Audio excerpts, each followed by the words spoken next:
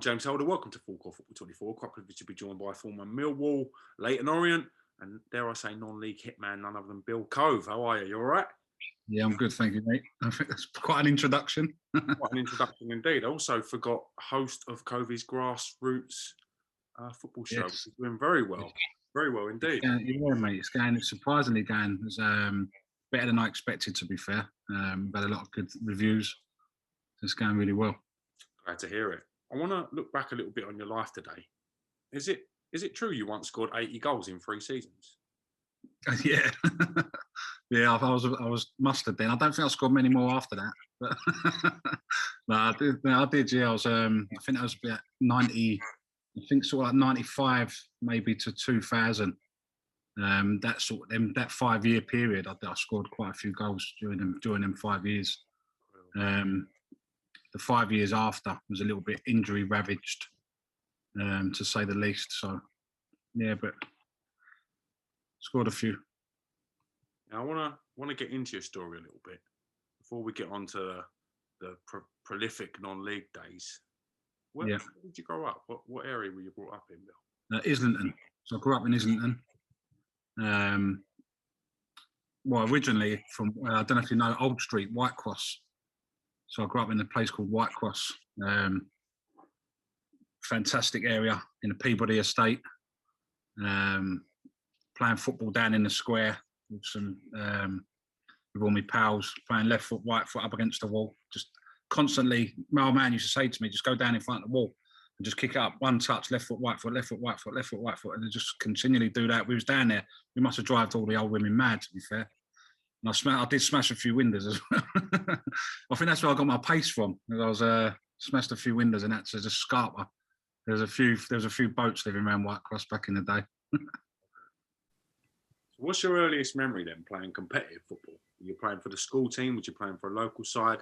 How did that initial involvement in the game start for you, Bill? So I started playing football quite late, to be fair. I started like 9, 10. I'd always played football around the estate where I grew up. There was a field There was like 4 goals in the cages and things like that. But and it wasn't until I was like 10 till my dad took me to. There's a team called Wadham. Over in sort of Leyton sort of area, Leabridge Road area. I think I had a year there, and then I went to a team called Eton Manor. They're over in Buckhurst still, in the Echo League. So they would play against teams like Senrab, Beef Park. Some fantastic players come out of that sort of age group from that league around that time as well. And that's where I got spotted by Millwall playing for Eton Manor. So I ended up going to play for Millwall schoolboys for 2 or 3 years, and just loved it there.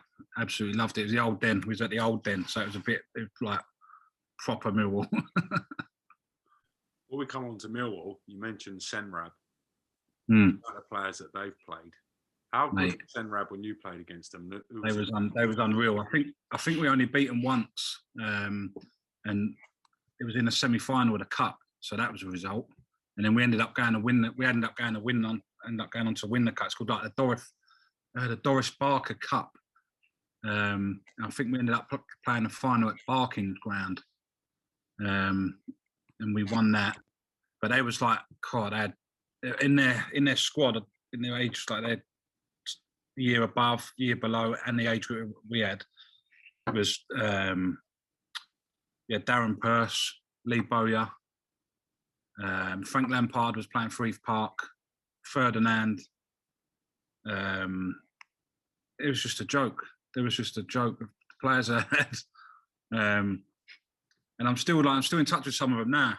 I had Darren on Coveys Grassroots show a couple of weeks ago, and he'd like just going back to the stories of the games that we used to play. And like Frank Lampard, for instance, he was quite a lump when he played. And you would never imagine that he would have the career that he's gone on to have, looking at him back then. But obviously you could tell that he was a fantastic player, but he was a little bit overweight, still had a bit of puppy fat. But his dad, Frank Senior, would make him do extra after every game. I don't even know if he'd make him, to be fair. I just think Frank was that determined to go on and on and on. After the games, you'd see him doing laps of the pitch and And we'd be like, what's he doing? I just want to go and get a Mars bar and a Lucozade and that. And he's doing laps of the pitch. And you're like, wow. But like, I just wish I'd have tagged along with him, to be fair. I wish I'd have done a few laps with him. Talk me through them early days at Millwall as a young trainee, as a young kid. What was it like for yourself? It was, from what I remember, we're going back a long time now. But what I remember, it was great, you know. It just felt great to be part of that club. We used to train at Southwark Park. We used to get 50p after training. So on a Wednesday night, you'd all queue up. You'd all queue up after training, and you'd queue up for your 50p. I have no idea what that 50p was for. I remember just queuing up for your 50p. And we had the tracksuit, the Spall tracksuit, blue and white. It was just unbelievable. And I was captain for a few games. I was penalties. I was on penalties. You know, I scored a few penalties for him. I think I scored that trick once. We met the player. We'd done a training session on the old den with the players, and I remember I was waiting at the top of the stairs to come out, and the first team was coming in. So you got like a Terry Earlock walking past you, Cascarino, Teddy Sheringham, like messed me hair up like that. And have a good and son, like, and I always remember that. That's stuck with me forever. But you got tickets for the games and all that. It was just part. It just felt great. Just felt great. What coaches would you say were inspirational and helpful to you at your time at Millwall? Who really made an effort and took that extra time with you on the training field? I think all of them, mate, to be fair. I don't think there's any standout coaches, because it's a bit different now, to be honest, to what it was back then. Coaches are a little bit more involved now. Sort of back then, it was the manager sort of pretty much done most things, and but now the coaches, you got coaching teams nowadays, and they're a bit more, you know, involved, and the manager sort of like steps back and just analyses and watches, and but I just think everyone, standout managers, you know, I've had some fantastic managers.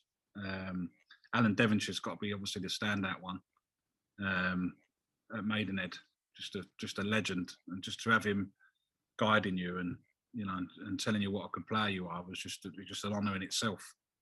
How long was you at the Den for? How long was you at Millwall for? I think it was maybe 2.5 years. It was different back then as well. You didn't play every week, which is weird. The games were very few and far between, so you was just training at Southwark Park every Wednesday night, and then it came to an end because my dad had his own fruit and veg business in Ridley Road. He had a fruit and veg store in Ridley Road Market in Hackney, and so he used to take me everywhere. He used to take me football everywhere, but Millwall changed their training nights from a Wednesday to a Friday. And as you know, well, as people are aware, the fruit and veg business is on a Friday. That's your main money earner, Friday and Saturday. So he couldn't take me anymore. So he spoke to the manager down there, and they said, "Oh, we'll look at coming to collect him. We can send someone to collect him, and maybe you can pick him up after." So we thought about that, and my dad was like, "Well, we'd had an offer from Orient to go training with Orient." So he said it's a bit closer to him. We'll take him over there. That didn't work out, to be fair. Orient, I just went there. We used to train over the Douglas Air Centre, and I can't even remember ever playing a game. I can remember playing one game, but that was like a game that they asked me to play a few years after I'd left, which is weird. If you want to know about that one, that was an interesting game. Yeah, so I'd left Orient probably about, I can't remember, 16, 17. And then I went to Leyton FC. Obviously, I played for my local clubs in between on a Sunday and that, Chapel Boys. But talking about non-league, I went to a team called Leyton, and then they merged with a team called Walthamstow Pennant and became Leyton Pennant. So I think it was like 95, 96, I think it was. I just made a sort of a name for myself in the reserves. The first team was doing all right. There were some really fantastic players in that first team. And all of a sudden, we got a message from the manager said, like, "Oh, Orient want want to know if you and Timmy Cole, who was the centre half in the first team, want to play in a behind closed doors friendly against Chelsea. So I'm like, mate, yes. So of course I want to play in that. So we've I think it was, I don't know what day, maybe it's the following Saturday, or it might have been a midweek game since it's become behind closed doors. We've gone to Orient's ground, sat in the change room waiting, but then we had to get a coach to Chelsea's training ground. So I'm like sitting there around all these players. I'm like, mate, what is it? I'm like, you know, what I mean, I'll play for Leyton Pennant reserves, and I'm in the Leyton Orient changing room waiting for a game against Chelsea. And I'm so one of my mates from Islington was in the dressing room as well. He was like the same thing as me. He'd just been asked if he wanted to play, because I don't know why Leyton Orient didn't want all the first team to play. Maybe they wanted to rest them and didn't want to risk them and that. But so Lee Endersby played as well. My mate from Islington. We grew up together in Islington. And so we got to the Chelsea training ground. We've all got changed. We're coming out on the pitch. I'm looking around at the Chelsea side, and I'm looking around. I'm like Ruud Gullit, Glenn Hoddle, Dimitri Karin in goal, Dan Petrescu, Paul Furlong and Gavin Peacock up front, and I'm playing centre half. You got Glenn Hoddle in behind Paul Furlong and Gavin Peacock. Graham Ricks on the sideline. I'm like, mate, what is it? I might as well hang my boots up now. And so I was playing centre half with a guy called Lee Shearer. He was a good player. He was already at Orient. And I always remember this one thing, and well, a couple of things. I remember my mate Lee Ender's been nutmegging Glenn Hoddle in the game, and he said if he don't do anything ever again in his whole career, he's all right. He's happy. He's done that. The other thing I remember is Hoddle just pinging like 60, 70-yard balls without even looking. He was just pinging it 60 without even trying. You get one from the halfway line, just smashed against the bar. I'm like, mate. But the standout moment was Paul Furlong had the ball out on the wing. And I had the opportunity to just go out there and just smash him, just go right and just clump him and win the ball. But as I got there, I sort of hesitated because I thought, like, this is Paul Furlong here. Like, you know what I mean? He's playing on Monday Night Football next week. So I sort of hesitated, and I don't know, I think I just froze, and he just went past me, and I think they must have gone on and scored, and I think it was like that. He was like, come on, see you later. And I was like, well, I didn't hear back from him. So then that's when I concentrated more on my non-league career after that. But what a memory to have, though, you know, just to have that one game in my locker. I'm happy with that.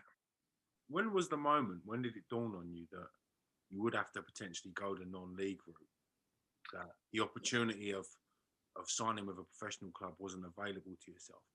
Yeah, I didn't really think about it, to be honest. I just naturally fell into it. When I went to Leyton, that was a big club. They was a big club, you know. So it felt quite professional anyway. You felt like you was in a professional environment anyway. Because you got to understand, I came from Sunday football, like youth football, into men's senior football. The transition was quite quick. So it was like going into a professional environment anyway, because you ran players in the change room, you ran seasoned non-league and some ex-pros. So I was happy to do that. I was happy to play at that sort of level, work my way into the first team, and obviously I'd heard players talk how much money they could earn in non-league football and how much obviously you could earn if you doubled up with a job as well. And some of them, obviously, they're earning more money than players that were playing in sort of division. Back then, it was like Division 3, Division 4. So I didn't really strive. I don't know. I didn't really have that dream, you know, to go and be a professional footballer. I was just content, and that's probably why I didn't become a professional footballer. I didn't have that sort of the drive and that, like Frank did. Like what I said about Frank doing extra, and I was just a bit content. I was probably a little bit lazy back then. How'd you go from playing at the back with Lee Shearer to banging in 80 goals in 3 seasons? How does that work? So at my school, at Millwall, I started off as a centre half. Obviously, at Hitman, I was a centre half. At Millwall, I was a centre half. Orient, originally, I was a centre half. but on my for my school side, for my district, for my Sunday side, I was a forward, and I was quite prolific. I'd score goals. I was playing with some fantastic players that went on to have great non-league careers, like Leon Gutsmore, Darryl Cox. They was my strike partners, and we would just beat teams for fun. So one day, the first team at Leyton Orient, they had an injury to their forward, and I said to the first team manager, I was in the reserves. I said to the first team manager, look, play me. And I was playing right back at the time for the reserves, and he was like, "What? Play you?" I went, "Yeah." I went, "Play me." I went, "I'll do a job." I'll do a job for you up front. I went, I'm confident, and I went, I score enough goals. Like, I'll play up front on a Sunday, blah blah. And he was like, "All right, I'll give you a go." And then I went out, scored 2, and I never looked back. Really, I never looked back. I just stayed as a forward, and the rest is history. I just scored quite a lot of goals. What was the biggest run of goals that you went on? What was the biggest sort of goal glut and run biggest goals for yourself? I think it was 90, probably 99 for Leyton Orient. I think it was 33, something like that, maybe 40. And that's what got me my move to Maidenhead, really, because that season when I played for Leyton, me and Billy Reid. So it was me, Billy Reid, Shay Staddart, Adrian Allen. We had a really good strike force at Leyton Orient. We weren't putting up trees. We wasn't winning leagues and all that, but we had some really, really good players. We probably underachieved. We really underachieved as a squad. But in the 2 games we played against Maidenhead, I think I scored in both games, and I had 2 good games. And in the bar after the home game, Alan Devonshire came up to me and my dad and said, "Look, I've seen you obviously in the away game. I've seen you in this game, and you've tore us a new one. So I want to know if you want to come and play for us." So I was taken back, because even like when we were playing against him, I'm like, "Are we playing against Alan Devonshire on Tuesday night? We're playing against Alan Devonshire's team." It was never Maidenhead. It was Alan Devonshire's team, you know. And when he asked about me coming over, I was like, "Oh my God!" I was like, "Yes, I will come." Do you know what I mean? I didn't really need asking twice. So I went over there, got put on a year's contract with a year's option, and it started off really well. I just hit the ground running, really, because I'd had a good season leading up to the move. I carried on scoring goals in pre-season. We had played against some big sides, and I scored I think I scored in every single pre-season game. And then the first league game for Maidenhead was at home to Leyton Orient, the team I'd just left. And I'm like, "Oh my goodness!" And you can't script that. So when I left, there was a little bit of tit for tat. You know, they was saying, "Oh, you've just gone for the money," and blah blah blah. And it was a bit. Some of the players I fell out with. Some of them, obviously, I've been friends with for life. So there was a little bit of animosity leading up to the game. I'd done an interview in the paper. I sent that to you. So there was a bit of rivalry leading into the game, and they battered us 4-1. They battered us 4-1 that day. But I got kicked off the ball after about 10 minutes by one of the players, and it was just killing me. I was thinking, "Fucking hell, like, what's happened here?" So I got to half time, just put a bit of ice on it and all that, just ran it off. After about 65, 70 minutes, I was just like, I can't carry on anymore. I was doing my head in. So I went off, took my sock off and the pads and that, and it was black. My leg was black. So I went straight to the hospital and broke my leg. So I played on for like nearly an hour with a broken leg, which probably summed up the way I played that day, to be fair. But yeah, it wasn't very good to do something like that. Were your former teammates quite remorseful when they realised that you had a serious injury? I don't think no one knew. I don't think anyone. They didn't know during the day. Obviously they didn't know during the game, because I just came off. I slipped off, and I didn't know until the evening, and because I was out of touch with them. But I saw the guy who done it about 20 years later in a pub. And I said to him, I went, "Oh, do you remember kicking me off the ball?" And he was like, I went, yeah, but it was only like, you know, it went on back then and all that. And I was like, you know, you broke my leg. And he didn't even know. He was like, no. I was like, yeah, when you broke my leg, mate, doing that. And he was like, oh my God. So like, if I hadn't have broke my leg, I think I would have really pushed on that year. That was probably the year I could have, if I was going to move into the professional game, because of the contacts that Devo's got, he probably would have pushed me on. Because I know, like, we had a quite close relationship with Wycombe Wanderers, for instance. They used to come to us and play, and they was quite local to Maidenhead. So maybe that would have been like an avenue if I'd have carried on that trajectory of goals. But obviously, that the broken leg put paid to it, and I was out for about 8 weeks, I think, with that, and I never really recovered health-wise. You know, like weight, I put on a lot of weight, and I wasn't really doing the stuff I should have been doing away from football, because you only trained. You played on a Saturday and a Tuesday if you had a midweek game, and then you trained on a Thursday. But that season, we had a lot of midweek games, so I was really only getting treatment once a week on a Thursday. And then the physio was saying to me, like, these are the exercises you should be doing, and blah, blah, and keep you upper body strength. And I just weren't doing any of it. You know, I was just piling. I was just eating, drinking, going out, and because I wasn't playing or training, I was piling on the pounds and that. And I came back, thankfully, and I did start scoring again. And we ended up going on and won promotion. I scored the goal that got us through to the final of the cup against Billericay. But that game as well. So the first half, it was a game of two halves, really. First half, I've hit a 40-yard chip the keeper in 40 yards to put us 1-0 up. Second half, I've been put through. As I've sprinted through, I've just bang, my hamstring's just gone rip. Just heard it go, like, and I'm like, oh, it felt like someone had just shot me at point blank range. And so I was on the deck, and obviously the physio and that's come on.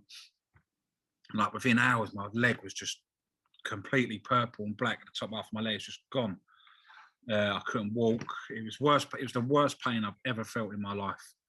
And that obviously that kept me out again for weeks. But I worked a little bit harder with that one, because I'd had the break early on in the season. I tried to do my best to recover from this one. I came back from that, got back into scoring, and we ended up getting promotion. So it was objective achieved. You know, we'd done what we wanted to do, and celebrations were fantastic, and there was a great buzz around the club. That this was the first time they've been promoted for however many years, and they've gone on every year since. They've look at them now, Maidenhead United. They're a huge club now. And we started that. You know, I like to think that our little squad back then in 2000, we started that off. The next season, I got another little injury, little ankle injury in the pre-season, and again I wasn't very good at looking after myself while injured. And if that's some advice I could give to any players that watch this, is really, if you do get injured, just look after yourself while you're injured, because it's such an important time. And if I see any players that I know on social media, I always try to slip into their DMs and just encourage them to carry on to keep working, and try not to be too downbeat. So I didn't really appreciate how serious my hamstring injury was. So I wasn't looking after it at all. So I think about 4 or 5 weeks into the next season, Maidenhead got an offer for me from Ford United, who are now Redbridge. I think they offered like 15 grand and a multi-pack of Mars bars. So I ended up, I think that club took the 15 grand, I had the Mars bars, and that was it. Everyone's happy. But because Maidenhead had the year's option in the contract, they had to pay a fee for me. So that was the fee that was agreed. I think that record still stands as the highest, the record signing for Redbridge. So I'm happy with that. And I was second highest goal scorer ever for Leyton Pennant. So I'm happy with that as well. Two little things, I've done and I can be happy with. been to a lot of grounds around the country, especially a lot of non-league grounds. And what ground did you relish playing at? What ground would you go to and think these facilities are incredible? I love this pitch. I love playing here. What was that sort of pitch for you? I'll tell you what happened. There was one game against Aldershot. So Aldershot back then, they had Neil Webb playing for them. He played for Man United. Neil Webb, Man United legend. So we beat them when I was at Leyton. We played at Wadham Lodge. They still play there now. Walthamstow still playing there. I used to love playing there. It was fantastic. I had the bar upstairs. After the games, we'd stay in that bar till when they wanted to chuck us out. It was so good. You know, the atmosphere was so good. So Aldershot came and they had a massive following, and we beat them 3-2 at home. So we're buzzing. So then the away game, we're all Charlie Big Potatoes, aren't we? We're all bowling into the ground. There's thousands of fans there. They've got a big stadium, and it's amazing. You're thinking, oh, this is lovely. I'd love to play here. Walking in with a big stereo, blasting out the tunes because we'd beat them 3-2 in the home game. But they was like battering teams. They was battering teams. So we're walking in all flesh, and they battered us 8-1.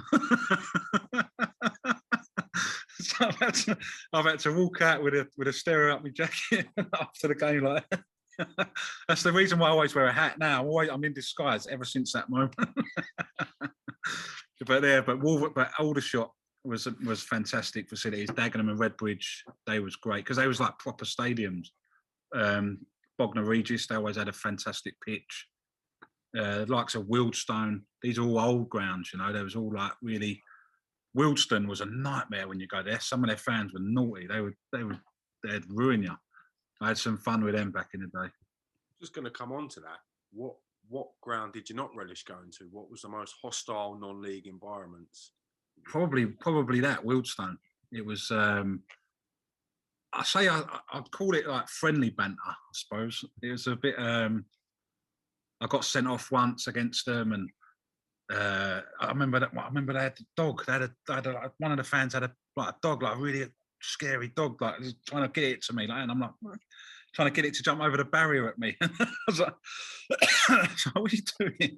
So I've jumped over the barrier, and I've seen the size of the dog, and I'm like, Nitto, I've just jumped back. Gone down the tunnel. But they was, and then in the away game, they gave me some stick because I was a big boy anyway. I'd always get the fatty and all that. But it was always good to stick one in the net and rub your belly and things like that. And ain't Wealdstone where the Raiders from? Ain't the Raider from? Yeah, Wealdstone? Yeah. He was probably in with a dog, or he was probably the dog. If the Raiders watching, that was Bill getting a bit lemon, not me. I ain't got any problems with the Raider. We've met him a couple of times, and he's always been all right with me. So he's a lead, mate. He's a lead. He's done well, hasn't he? He's done well. He's having it. How long would you have spent at Redbridge then, Bill? How long did you play for Redbridge? So at Redbridge, I was there for. I think I was only there for a season. You know. I think I was there for a season. Yeah, I think I was there just for a season. And then I moved on to Ford United. I went back. I think I went back to Leyton. In between Leyton and Millwall. In between Leyton and Maidenhead, I went to Bishop Stortford. So our manager at Leyton Pennant moved to Bishop Stortford. Paul Taylor, he got the Bishop Stortford job. So he took me and another player to Bishop Stortford. That was in the league above. So I only played one game. Did I play? I don't know how many games I played from, but the commute was horrendous.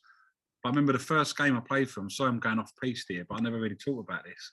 So the first game for Bishop Stortford was at home against Enfield, and I always remember the geezer who's marking me, Eric Young. Do you remember Eric Young, Wimbledon? Nutter he used to wear the bandage around his head.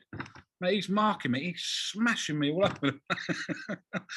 I'm like, oh, mate, I can't be doing this. This is like the league above. And I'm thinking, nah, I'm not ready for this. And I scored. I think we lost 2-1. I think I might play another couple of games. We had Stuart Waldley playing, who then went on to play for QPR and a fantastic career. But then I ended up leaving. I left Stortford and went back to Pennant. And then, funny how things go, about 3 weeks after that, Pennant drew against Stortford in the cup, away to Stortford.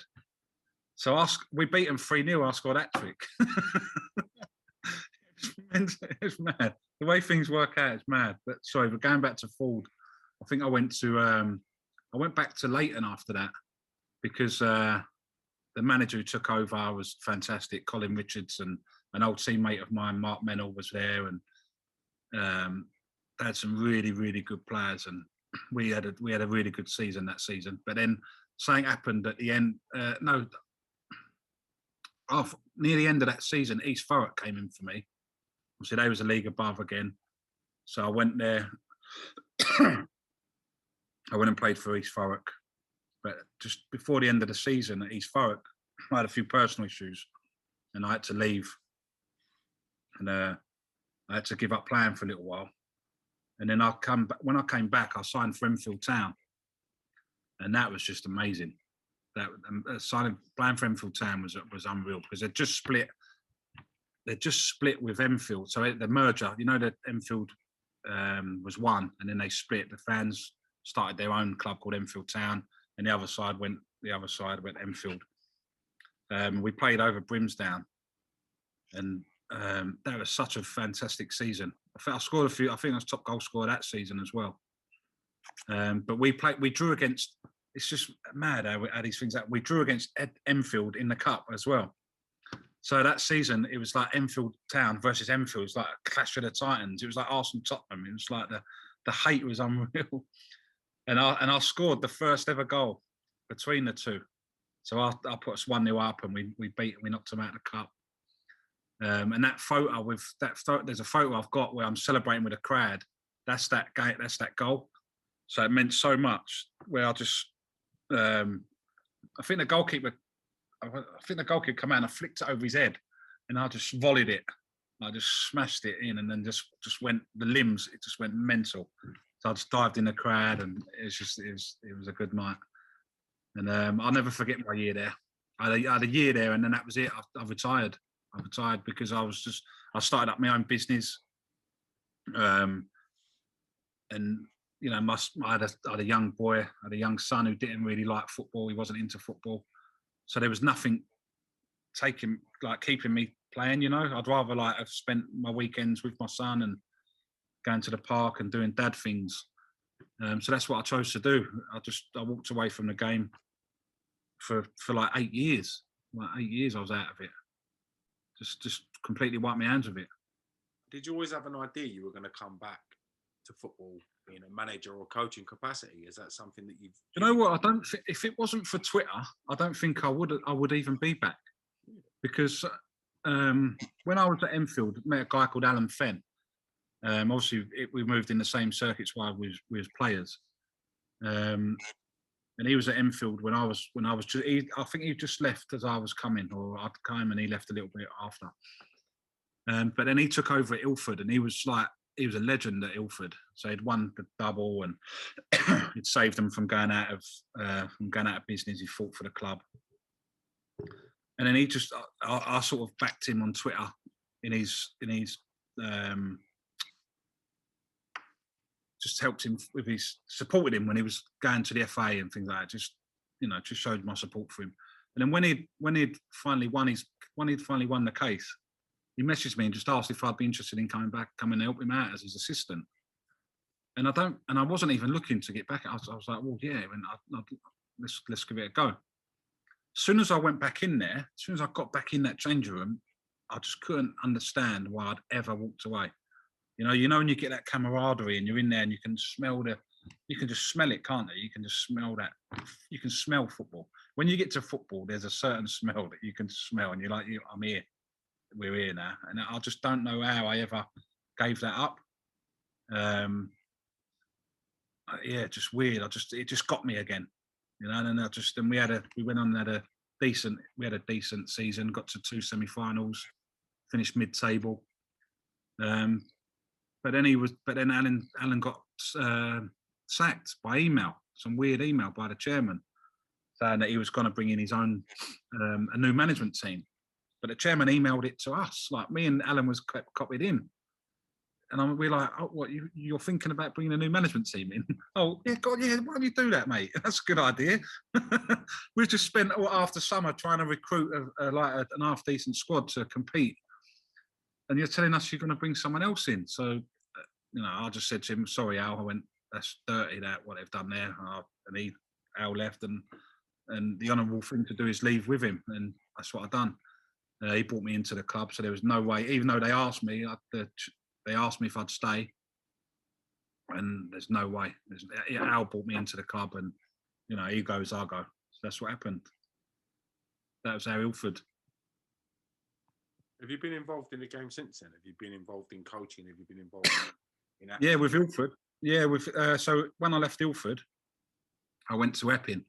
So another old teammate, Asa Pamplin, he was manager of Epping Town in the Olympian League. I've said it before. I didn't, when I played, I didn't know that there was football like the football I'm in now, where you could just, you didn't need to be that committed. You can just turn up on a Saturday, play, and that's it till next Saturday. Yeah. And I didn't know that sort of football existed and the level that it was at. Because when I'm in this level, I'm surprised by how good it is. How good some of these players are, but they're good because they're not, because of the commitment thing. That's why they play. So they might work in London and they can't get to an away game on a Tuesday night, and they don't really fancy training on a Thursday and that. So they play in this sort of step 7. And if I'd known then that sort of level existed and what it was all about, I probably would have, give it a good go. I think I played a couple of games for Leeds Town when I moved to Leon C. But I think I got sent off. There was a bit of crowd trouble, and I ended up having a fight, so I got sent off for that. Got the club in a bit of trouble, and then I left that. But yeah, so I would have carried on, I think, at this sort of level. So I went to Epping with Asa because there's a local businessman who wanted to revive the club called Chris Ottaway. And so I went and had a meeting with Asa and Chris and the rest of the board, and they told me about the plans that they had for the club. They played in a park, like in Stonards. So it was just a pitch in a park, and they had the changing room and a pitch pretty much, and a little stand, corrugated stand. And it was like, all right, yeah, let's crack on, let's give it a go. Because they was like, well, we're going to try and get a stand, because they used to have floodlights. They used to build in Cove. They used to have they used to have a stand either side. They used to have floodlights. So they was like, we want to bring that back. We want to bring that sort of feel back to the town. And I was buzzing, I was like, yeah, let's do it. I'm I'm invested in this. So I pulled a few players in that had left Ilford with me and Fenny. Twitter as well. Got a few players that I knew on Twitter. And we built an amazing side.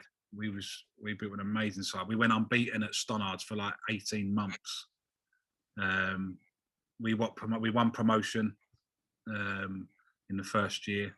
But we played, obviously the objective was to win the league and get promoted. During one game, our secretary messed up with a player. He was suspended and we played him, and we got deducted 3 points. We ended up going on and losing the league by 2. So it was quite a big error. So then, yeah, we got double promoted up to Division 2. And then that's when it sort of started going a bit wonky, because what I'd done is where we was playing in Division 4, we built a team to take on Division 4.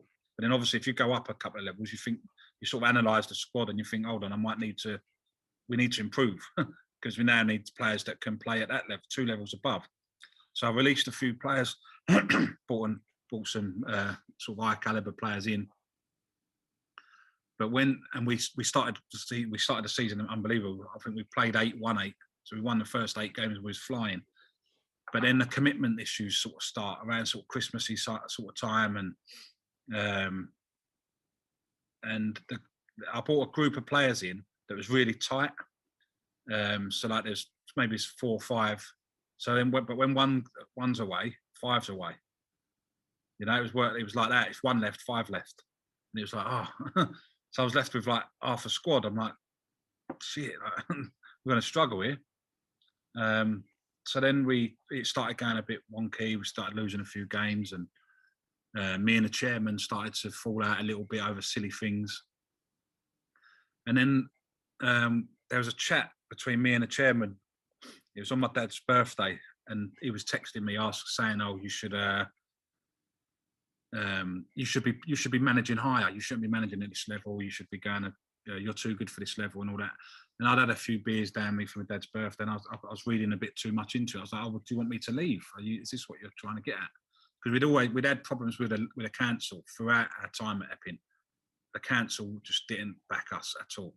It was mad because we was getting like crowds of 50, 60, 70 people near enough every week coming to our games. Obviously bringing some sort of revenue to the town. And we just got no support from them. And it frustrated the life out of me and Chris. And so that night we was having a bit of a set to on via text message. I was reading his messages wrong, he was reading mine wrong. And that was it. I just like, well, I'll just resign. So I resigned that night. He resigned. The players all left the next day because after they'd announced my resignation, all the players went, well, I'm not playing if Bill's not there. That was nothing like I'd done. It was just that's how football is nowadays. Players play for the manager. They don't play for the club in a lot of instances. So the day after that, Chris resigned as well. So in the space of sort of 3 days, the club just went from going on this journey to bang, rock bottom, and nearly going out of existence. But then obviously the old board resurrect there. They sort of got a few people to help back it and whatever, and they've got a new chairman and they've sort of saved the club. But the weird thing is, after a few weeks later, I was contacted by someone at Bishop Stortford Swifts, the club I'm at now, and they was going through a rough patch. They'd lost 13 they hadn't won in 13 games. They was rock bottom of the league.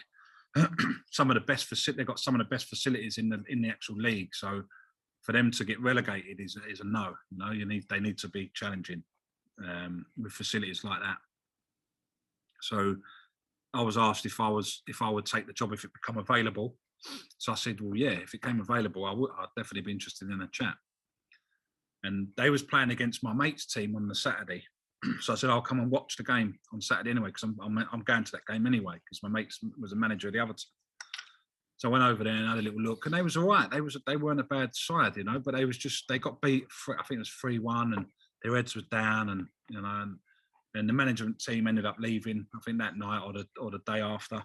And then I was announced as the manager. The chairman said, "Look, would you like to take this job on?" So I said, "Yeah." And funnily enough, the manager that left ended up taking over at Epping. So the things that happen in my life it's weird. But we ended up going. Our first 3 games at Bishop Stortford Swifts was against first, second, and fourth. So they was my first 3 games, and we're rock bottom. I haven't won a game in 13. I'm like, mate, what have I done? So the first game against the league leaders, we ended up beating them 3-1. So we got the club buzzing again. Second game was against second. We beat them. No, sorry, the first game was against fourth. We beat them 4-2.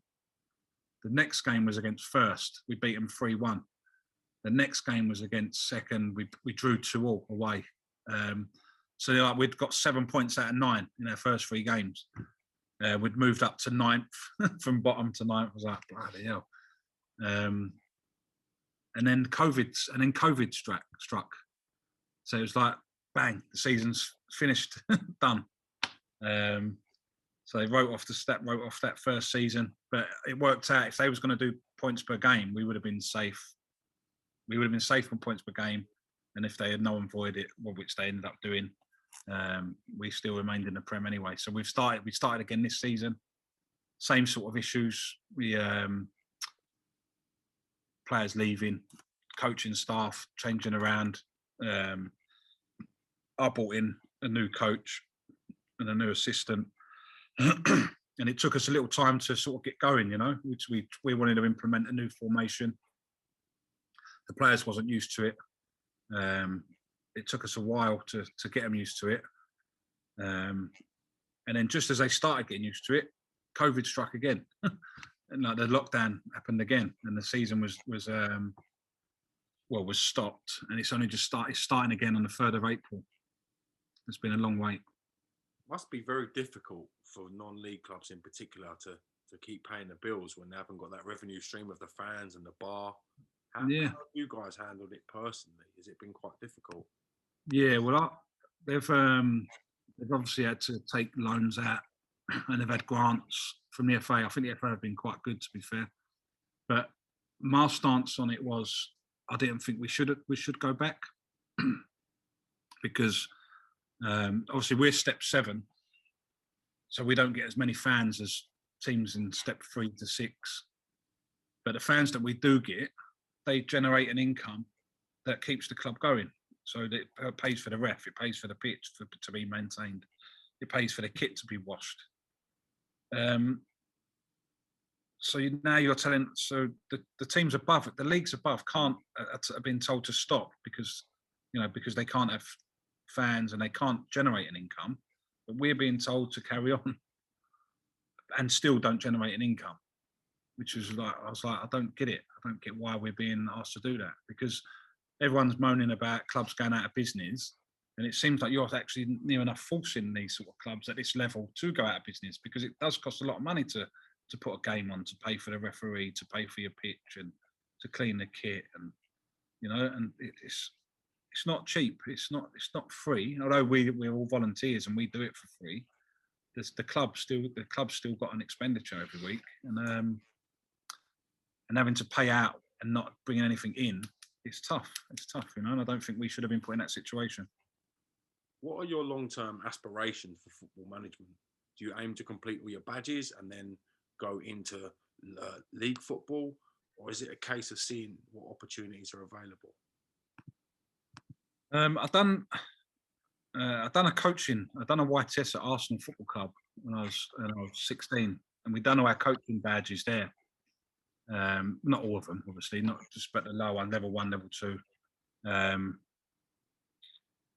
So I've got some badges, and I've never looked at myself as a coach. And I've had a coach to do the coaching, and we've discussed what sort of drills he would do, and so coaching is not really my strong point. I don't think. I think leading a team is more my.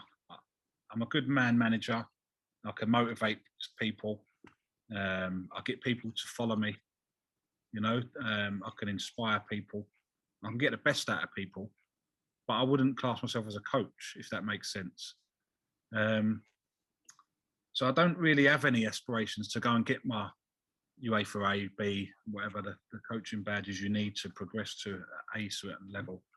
But obviously, I would like to go as high as I can without them. So if I can go into a level without having to spend out X, Y, and Z on badges, and have someone who's with me who has all them badges, which is what I'm in, which is the situation I'm in now. I've got a UEFA B coach with me now, so he's doing all the coaching, and our players are benefiting from that. So wherever it takes me, really. But another big thing is I got made redundant in October, so my next job will sort of dictate what I do in football, because the world's changed now. So the working week is no longer Monday to Friday. You look around, as people are doing 7. It's become 7 days now. You work Saturday, Sunday, and I'll do whatever it takes, because I've got a family to look after. So whatever job, if I get a job and I have to work on a Saturday, I'm going to take it. So if I'd probably have to give up football if that was the case. So that my next job is heavily going to dictate of what I do with football. Hopefully, I can get a job, that pays the bills, and I'll get Saturdays off. That's the aim. But it's not an ideal world, is it, at the moment? So sometimes you just got to pick. You've got to just go with what you can get. If you could relive one day of your footballing career and your footballing journey, like Groundhog Day, what would your footballing day be, Bill? I think the cup final between Maidenhead and what was it, Farnborough? Maidenhead versus Farnborough in the cup final for obviously for Maidenhead. We lost 1-0, and I was just coming back from my hamstring injury, and I wasn't 100%, so I didn't give a good account of myself in that game. You know, and I had a one-on-one with the keeper. Possibly should have scored. Possibly would have scored if I was 3 or 4 weeks fitter.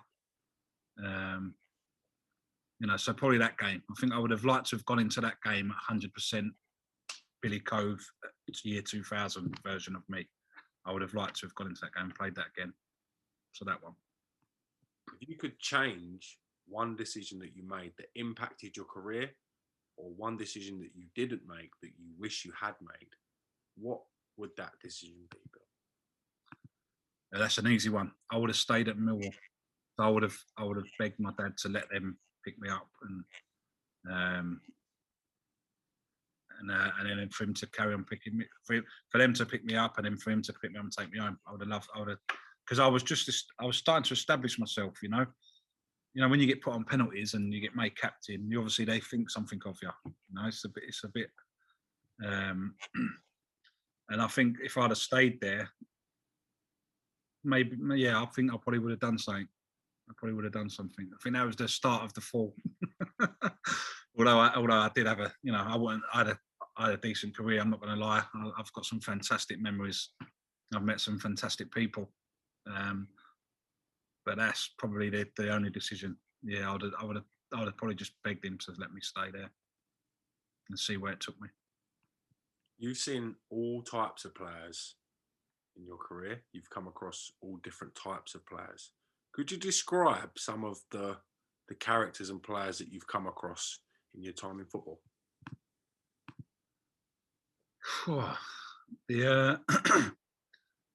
The older heads when I first started playing non-league were unbelievable. Some of the things they, like as a 17-year-old going into like a senior, proper semi-pro changing room, like they would be players there walking around, putting their hands down their pants, and then telling you got something on your nose and going like that to you, and you'll be like, oh. They'd be doing you with a towel. They'd be, as you're showering, they'd do all the shampoo on your hair. Continue, be standing behind you, continue doing the shampoo. It was just an unreal. You just meet so many unbelievable players, not just players either. Coaches, fans, committee members. There's just such a wacky world of people in non-league football. And I think that's why people are so in love with it, because it's so random. You just go to you go to a non-league club, and they've always got this. Every sort of non-league club has got an absolute lunatic supporter, like the Woolston Raider. They've all got everyone, and they all seem to latch onto me. Whatever club I was at, they latched onto me, and I loved them. I loved it. The randomness of people. Love it. What's it like on a Christmas do for the non-league lads? How does that sort of play out? There was never really any. It wasn't. We never really had a Christmas do at any of the clubs I was at. It was more like just a Saturday do. We just used to celebrate Saturdays. So we used to be out pretty much every week.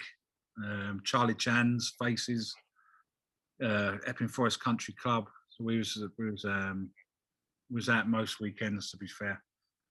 And the end of season dues was good. Like the presentations, I used to love the presentations. One, because I used to get armfuls of trophies, and two, because you'd always be out. Like that'd be one of the many occasions, one of the few occasions where you'd have all the players together, and they'd all have a green card, a pass that they can go out. They can go out at after the presentation. So it'd be like the one of the few occasions of the season that you'd all be out together, and I used to love presentation. What's the worst tear up you've seen on a non-league pitch? Seen it proper go? The worst tear up. There was a couple on this ain't a non-league pitch, but the first one would be when I played for Chapel Boys, the team in Islington. We grew up. We had this player called David Cowlin, and he was an absolute beast. He was probably the hardest geezer in Islington. It's like nutter. And I'm so glad that he was actually on my team. And there was one day that there was one game, and people was just trying to. It kicked off during the game, and then it kicked off after the game. But it kicked off after the game properly. Like, he had a proper tear up with someone, and he ended up nutting him, and he had the geezer's tooth in his head. And like, my dad used to take us everywhere, so we're driving home, and he's trying to get his geezer's tooth out of his head. But that was one. The other one was Leyton Orient versus Romford. I remember that because I remember I can't remember the geezer's name. They had a player who was a bit handy. Romford had a player who was a bit handy. And we had a player called Robbie Gammons, and he was like a midfield hard man. He'd go through you and he'd elbow you, and that game was just it seemed to be going off every 5 minutes. There'd be a tackle, and then they'd get up, they'd have a scrap. There'd be another tackle, they'd get up, they'd have a scrap. Yeah, so that was that. My one would probably be the occasion where I was playing in the game, obviously, in the centre half. The centre half, I went nose to nose with the centre half, and he spat in my face. And I'm like, God, mate. So I've just gone crack. I've just knocked him out. And so the refs obviously sent me off. And then as I'm walking off, the geezer's dad, the player's dad, was standing behind the things. So he's going to me, he's like giving me abuse as I'm walking off. He's going, that's my effing son. You've just done that too. I went, that's your effing son. I went, he's just spat in my face. I went, the dirty, I won't swear. You know, you can imagine what I called him. And he went, and his dad spat at me as well. I was like, what? So I chinned his dad as well.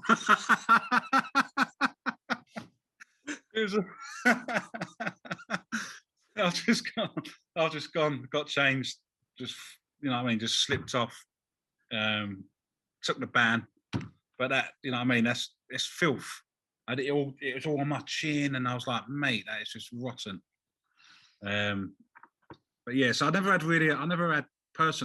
many scraps on the pitch, like naughty ones. You know, I played hard.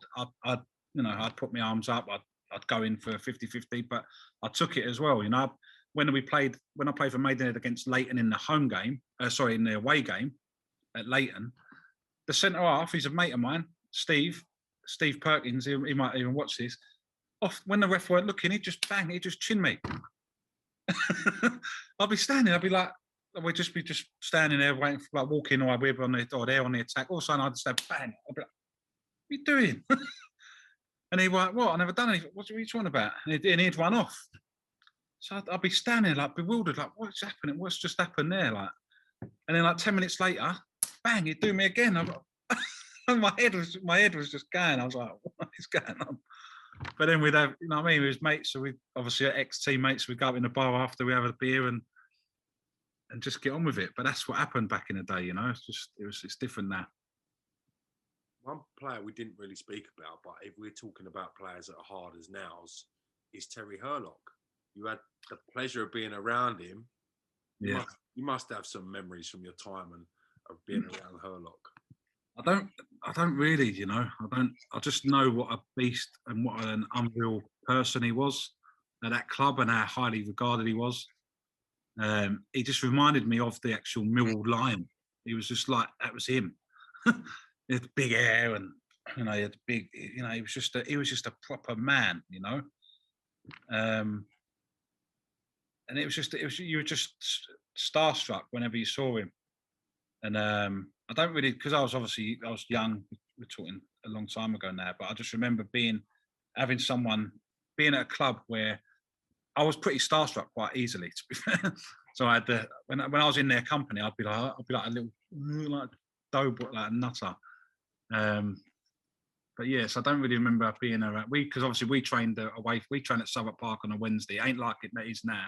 You don't get a bloody academy built. We didn't have any academies built, and 4G pitches. Well, we did. It was AstroTurf, but it's probably a bit. Probably wasn't up to the standard they are now. But yeah, I just that one moment stuck with me when we was waiting before a game. I think the first team was playing against Bournemouth.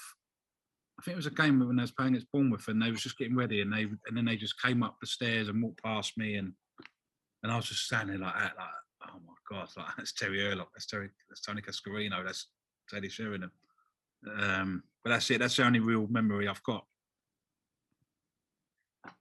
Now, you're testament to someone that's done things the hard way, hasn't had the opportunity from very early on, hasn't maybe taken the opportunities that were presented to themselves.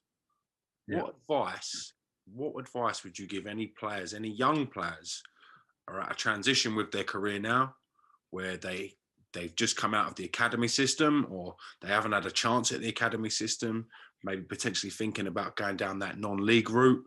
What advice would you give them personally, Bill? What I've always said is, don't worry about the level you're playing at. Don't worry about the level of club you're playing at. Worry about what level you're playing for that club.